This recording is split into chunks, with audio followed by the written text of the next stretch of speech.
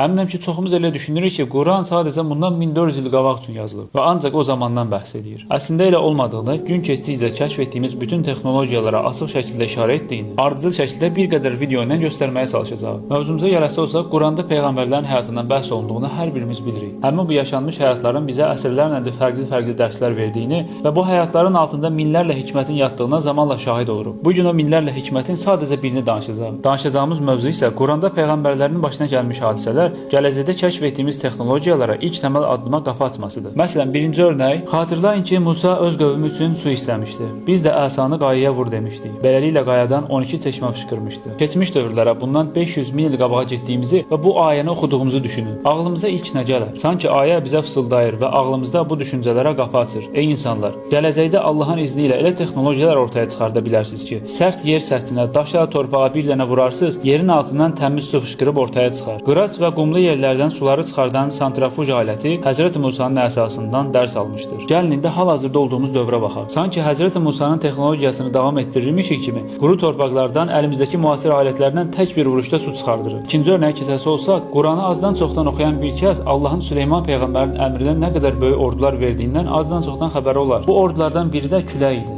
Ayədə belə keçir. Süleymanın əmrinə də səhər 1 aylıq, axşam 1 aylıq yolu gedən küləyi verdi. Baxın, ayəyə səmimi şəkildə baxsaq, açıq şəkildə hansı texnologiyaya işarə etdiyini anlayarıq. Süleyman peyğəmbərin qısa müddətdə 1-2 saata külək vasitəsilə 1 aylıq məsafəni getməyə ağlımıza hansı texnologiyanı gətirir? Ayə sizcə bizə, ey bəşər övladı, gələcəkdə Allahın izni ilə çalışsanız, havadan 1 aylıq məsafəni 1-2 saata gedə biləcəyiniz təyyarə kimi, helikopter kimi texnologiyalar ortaya çıxarda bilərsiniz fikrini aşılamır. Təyyarə kimi icad edilən tərəqqiyat havayyə sayəsində nəvi bəşər Həzrəti Süleymanın möcüzəsinə yaxınlaşır. Həqiqətən sanki günümüzdə Süleyman peyğəmbərin texnologiyasını davam etdirirmişik kimi gündə 5 ölkə gəzirik. Üçüncü örnək isə İbrahim peyğəmbərin odda yanmamasıdır. Ayədə aralarından bəziləri əgər bir şey edə bilirsinizsə, onu yandırın, ilahlarınıza yardım edin dedilər. Ey atəş, İbrahimə qarşı sərin və zərərsiz ol dedi. Bu ayələrdə də atəşin zərərsiz olması ifadəsi sanki bizə gələcəkdə evləriniz yana bilər. Gördüyünüz iş od ilə bağlı ola bilər. Allahın izni ilə elə paltarlar, geyimlər, kasklar icad edə bilərsiniz ki, sizi yanmaqdan qoruyar, atəş sizə zərər verməz deyir. Hal-hazırda günümüzdə də İbrahim peyğəmbərin texnologiyasını davam etdirirmişik kimi yüksək səviyyədə oddan, atəşdən qoruyan geyimlər icad olunur. Həzrət İbrahim atəşə atıldığı zaman atəşin hərarəti bir odata inqilab etməsi bəşərin kəşf etdiyi yaxıcı olmayan mərtəbə-i nariyəyə örnək və məhazdır.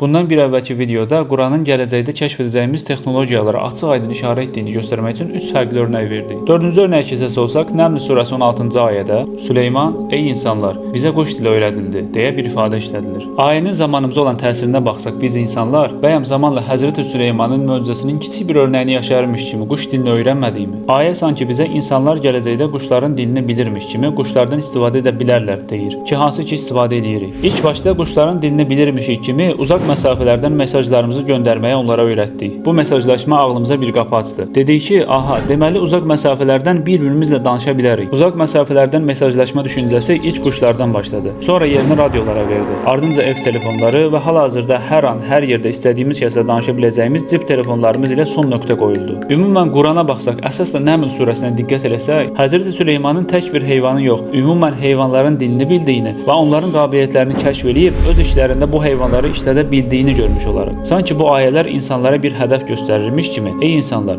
heyvanların qabiliyyətlərini gələcəkdə kəşf etsəz, onları öz işlərinizdə çalışdıra bilərsiniz deyir. İndi məsələn dövrümüzə baxın, ayələrin dediyini yaşayırmış kimi öz işlərimizdə istifadə etmədiyimiz heyvan qalmayıb. Məsələn, itlərin dilini öyrənmişik. Həssas qoxu alma bacarıqlarına görə onları cinayətlərdə və ya hər hansı zərərli maddəni tapmaqda istifadə edirik. Bundan başqa ipək böcəklərinin dilini öyrənmişik. Onların bacarıqlarından istifadə edərək geyimlərimizi təmin edirik. Məsələn, delfinlər hal-hazırda axtarış xilas etmə qrupu ilə birgə insanların həyatını qurtarırlar. Arılar qurduğumuz qablarda birbaşa bizə bal istehsal edirlər. Siçanları mina tapmaqda istifadə edərkən toyuqların başını kamera sabitləyicisi kimi işlədirik. Bundan başqa kəpənəklər, yarasalar, köpək balıqları, fillər, bayquşlar, qartallar kimi minlərlə heyvanı hansı işlərdə istifadə etdiyimizi araşdırsaq, hər birindən bir məqsəd üçün istifadə etdiyimizi görərik. Yəni qısaca Allah bir növ Süleyman peyğəmbərin əli ilə bütün heyvanları biz insanlara müsaxxar etdiyini göstərir. Həzrəti Süleymana quş dilinə öyrətdiyi mənasında olan ayət-i kərimə Bəşərin kəşfiyyatından radio, papağan, göyərçin kimi alət və heyvanların konuşmalarına və mühüm işlərdə kullanılmasına məhazdır. 6-cı olaraq Quranda Həzrəti Yunus peyğəmbərin həyatına baxsaq, öz qövmünün onu gəmidən atmasından və bir balığın onu udmasından bəhs olunduğunu görərik. Beləliklə Yunus özünü qınayarkən balıq onu uddu. Əgər o Allahı təsbih edib ucaldanlardan olmasaydı, mütləq insanların dirildiləcəyi günə qədər balığın qarnında qalardı. O anda biz onu xəstə bir halda sahilə atdıq. Bu ayələrə baxanda görmüş oluruq ki, Həzrət Yunus uzun müddət balığın qarnında sağ qalır və Allahın izni ilə sağ qurtulur. Deməli, Həzrət Yunus peyğəmbərin başına gələn bu hadisə ilə Allah bizə onu göstərir ki, əgər çalışsaq Yunus peyğəmbərin möcüzəsinə yaxınlaşıb dənizlərin, okeanların altında uzun müddət sağ qala biləcəyimiz texnologiyalar icad edə bilərik. Hansı ki etdik. Yunus peyğəmbəri udub okeanın altında sağ gəzdirən balıq bu gün sualtı gəmi olub okeanların dərinliklərinə bizi sağ-salamat aparır.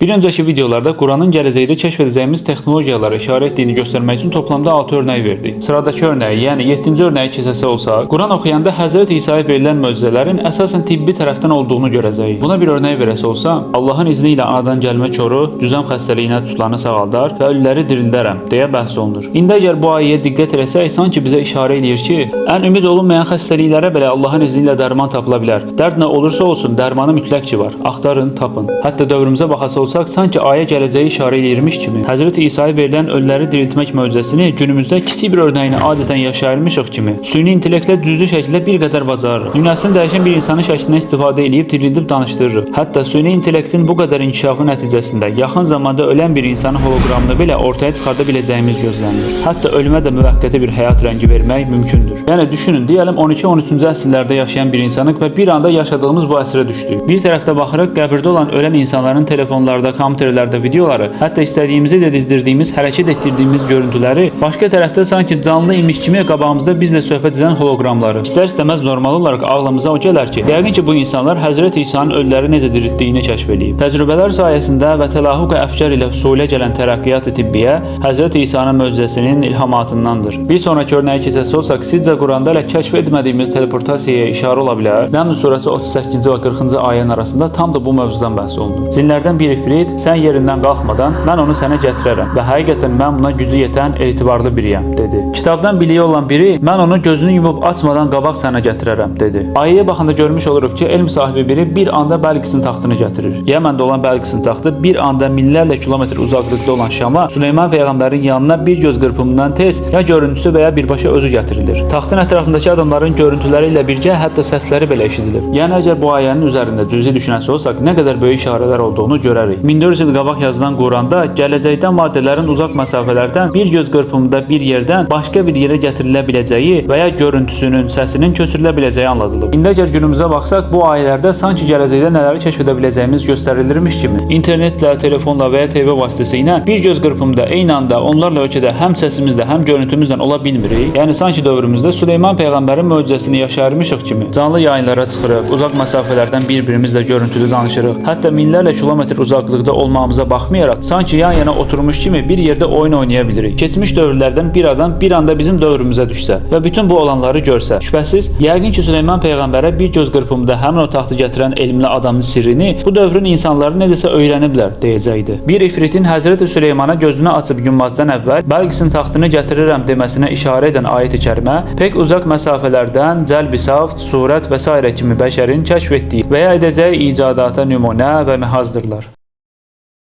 Bundan qabaqki 3 videoda Quranda peyğəmbər möcüzələrinin gələcəkdə kəşf edəcəyimiz texnologiyalara açıq-aydın işarə etdiyini əlimizdən gələn qədər Allahın izni ilə göstərməyə çalışdıq. Əslində daha çox örnək vermək olar, amma bu gedişlə mövzunun axırına çıxa bilmərik. Yəni o videolara baxanlara ən azından Qurana bu yöndən də baxın deyə bir baxış açısı qazandırmış olarıq. Yoxsa bu barədə Quranda saya bilməyəcəyimiz qədər örnəklər çoxdur. Məsələn, Quranda Həzrət Musa Allahın izni ilə dənizi ikiyə yarıb oradan yol açıb gedir. Biz də ayəni oxuyanda ağlımıza bir qapı atılır ki, demək, dənizlərdən, okeanlardan yol salıb getmək olar. Hansı ki hal-hazırda bunu gerçəkləşdiririk. Dənizlərin həm üstündən körpülərdən, həm altından yollar açıb irəliləyirik. Və Quranda Həzrəti Davud üçün dəmiri yumşaltdıq deyə bəhs olunur. Bu baxış açısından günümüzdə dəmirin əridilməsindən bütün texnologiya sənayesi ortaya çıxır. Bundan başqa Həzrəti Davudun Calutu sapanla, balaca bir daşla düz alnından vurub öldürməsi, günümüzdəki silahlara işarə etməsi və s. kimi çox örnək saymaq olar. İndi ağlımıza belə bir sual da gələ bilər ki, niyə bunlar Quranda açıq-aydın göstərilməyib ki, baxan kimi başa düşək? Çünki Quranın təməl məqsədi bu deyil. Biz Quranı oxuyarıq, Allahın isimlərini daha dərindən tanıyarıq. tanıyarıq. Kainatdan, yaradılışdan Allahın varlığına dəlillər görərik, anlamağa çalışarıq və ya insanlara iman etməyi, ibadət etməyi təşviq edildiyini görərik. Əsas qayəmizin nə olduğu, bu dünyaya niyə göndərildiyimizi anlayarıq. Amma bu kitabda yaş quru hər şeydən bəhs olunduğunu deyən də bir ayə varsa, deməli ayələrin arasında bəzən riyazi, bəzən hərfi, bəlkə tək bir kəlmə və ya hərf minlərlə məsələyə toxunub işarə edə biləcək şəkildə yazılıb. Bunlardan biri də elə hal-hazırda danışdığımız məsələdir. Peyğəmbərlərin həyatından danışılır, amma həyatlarında baş verən hadisələrin minlərlə yönə baxan tərəfi var. Quran hakim enbiyaları, yəni peyğəmbərləri